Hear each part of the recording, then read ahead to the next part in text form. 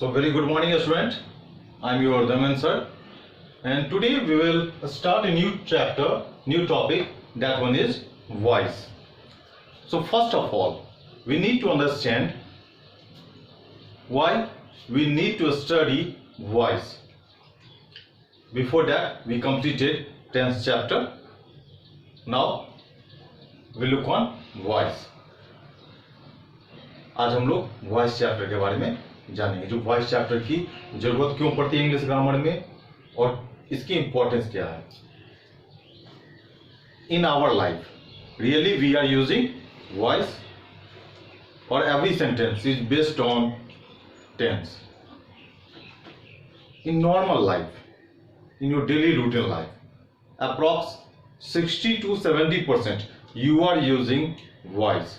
आप 60 से 70% आप किस चीज का यूज कर रहे हैं? बोलचाल की भाषा में भी वॉइस का यूज कर रहे हैं. So it's quite important, necessary to understand the basic concept of voice. Okay, so have a look. In a sentence, what you have basically required? Three things. That one is your subject, verb, and object or other word. Okay? In your voice chapter, this one is an important part. So first of all, you write down an example. Then we will try to understand the concept.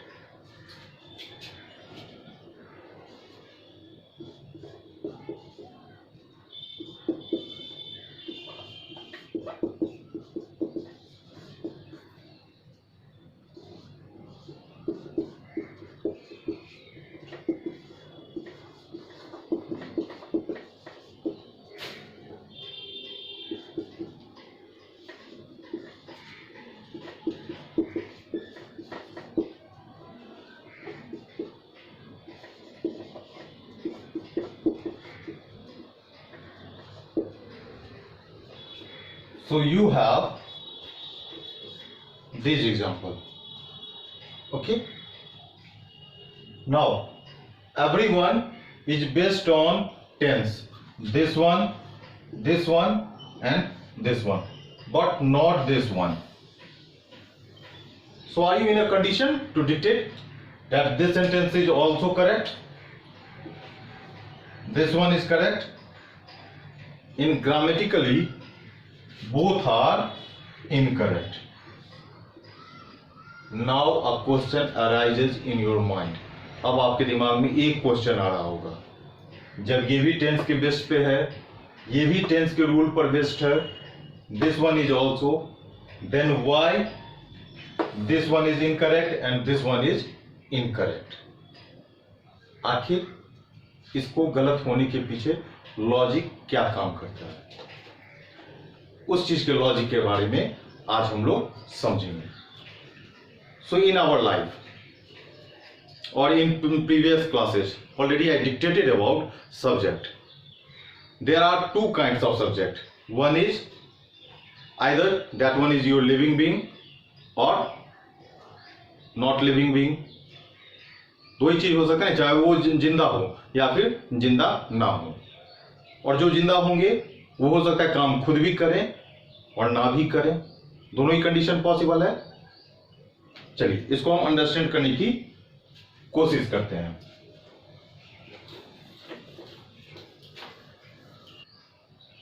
अब इसको हम understand करते हैं subject के बारे में. Subject के बारे में थोड़ा सा डीप नॉलेज चलते हैं. So what I dictated, subject is either your living or this one is non-living. यही हो सकता है, या तो हो सकता है वो डूअर हो या फिर नॉन डूअर हो. यही दो सर्कमस्टांसेस हो सकते हैं ना इन योर नॉर्मल लाइफ, और what ever you can see all around. That one is either your living being or non-living being.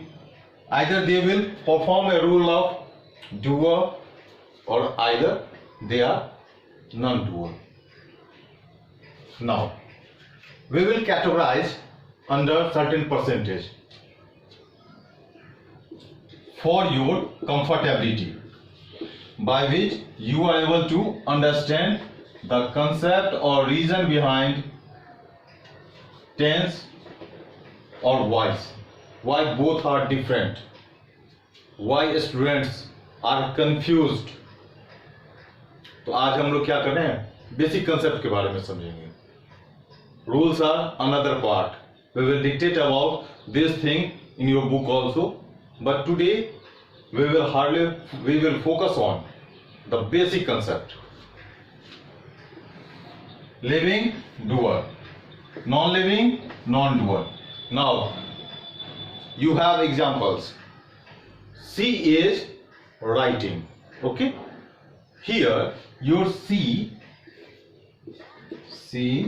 is writing. Now C is your living being or non-living. This one is your living, and C performed a role of writing or someone else. इसमें आपका subject कौन है, C है. C आपका क्या है, living being है, और C ही क्या, ये लिखने का काम करती है. यस, और अगर ये खुद से लिखती है, it means she plays a role of doer. And when any sentence has higher percentage either from this side or this side, जब कोई भी सेंटेंस में जिसका भी परसेंटेज हो ज्यादा होगा, we need to apply the same rules and concept. If you have higher percentage of this one, then you need to opt or apply tense rule. And if you find this one with higher percentage, then you need to apply a rule of voice, passive voice. Okay, another example.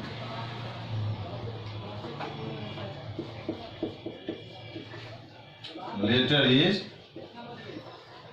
writing, or another example you have later is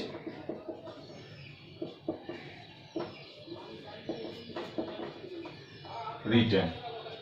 Now again, later is your living being or non-living. Later आपका क्या है, जिंदा है, सांस ले सकता है, चल फिर सकता है, क्या नहीं चल सकता है, नहीं चल सकता है.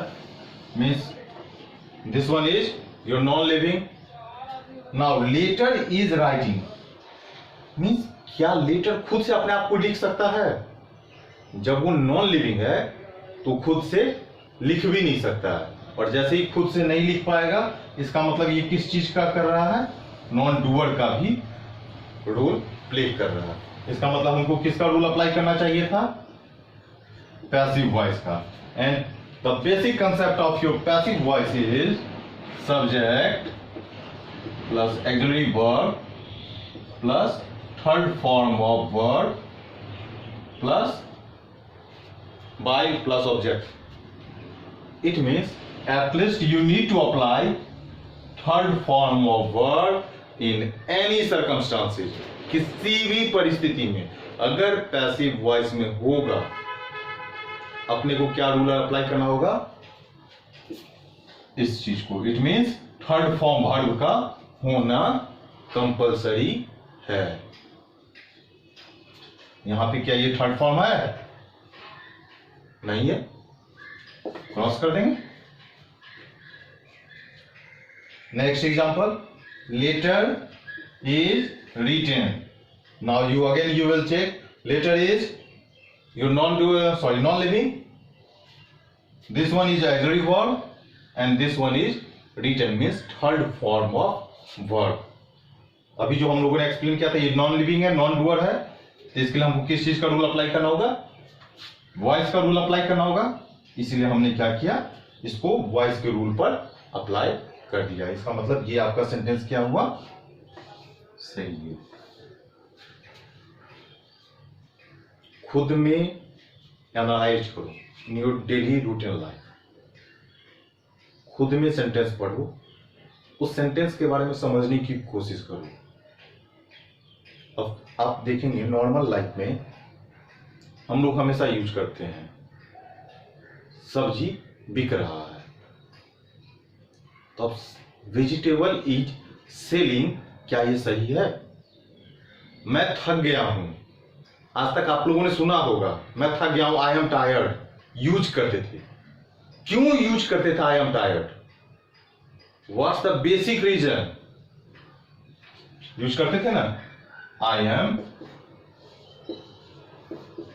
टायर्ड। क्यों यूज किया जाता था आई एम टायर्ड? क्योंकि आई तो आपका लिविंग है, एक्सेप्टेड, लेकिन थकने का काम क्या हो रहा है? ये खुद से हो रहा है। कोई आदमी खुद से बैठे बैठे तो थक नहीं सकता जब तक कि वो कोई काम ना करे। मीन्स थकने का काम किसके द्वारा हो रहा है? किसी दूसरे के थ्रू। और जब ये काम किसी दूसरे के थ्रू हो, इसका मतलब ये डूअर का काम कर रहा है खुद में? बिल्कुल नहीं। और जब आपका सब्जेक्ट नॉन डूअर का रोल अप्लाई करे, नॉन डूअर का काम करना स्टार्ट कर दे, on that particular circumstances you need to apply voice rule. And if subject is playing a role of doer, automatically you need to apply a rule of tense. तब आप क्या करेंगे? Tense का रूल अप्लाई कर देंगे। समझ में आ रहा है? और एग्जांपल आप अपने दिमाग में सोचो, तुमको पीटा जाता है, तुमको पीटा जाता है। अब आप लोग क्या करोगे? पीटा जाता है, ताहै देख के टिल नाउ आप लोग क्या सोचते थे? ताहै लिखा हुआ, इसका मतलब this one is based on your present tense. जबकि रियल में क्या होता था, उसको आपको किस में बनाना था? तुमको पीटा जाता है, तुम आपका क्या है? आपका लिविंग बीइंग है, तो 10% हम उसको दे दिए। लेकिन पीटने का काम कौन कर रहे हैं? सर कर रहे हैं। जब सर पिटाई कर रहे हैं तो काम तो आप खुद कर नहीं रहे हो, अपने से तो थप्पड़ मार नहीं रहे हो। मार कौन रहे हैं? सर मार रहे हैं। और जब सर मार रहे हैं तो काम कौन कर रहे हैं? सर कर रहे हैं। थकने का काम किसका होगा? सर का होगा, आपका तो नहीं है। तो तुमको पीटा जाता है, किसका रूल अप्लाई करेंगे? वॉइस का रूल अप्लाई करेंगे। कोई डाउट? इस कंसेप्ट को समझने में कोई डाउट आपको हो रहा है? अगर कोई भी इसके अलावा आपके पास डाउट हो तो आप जो ask me freely. Okay, thank you.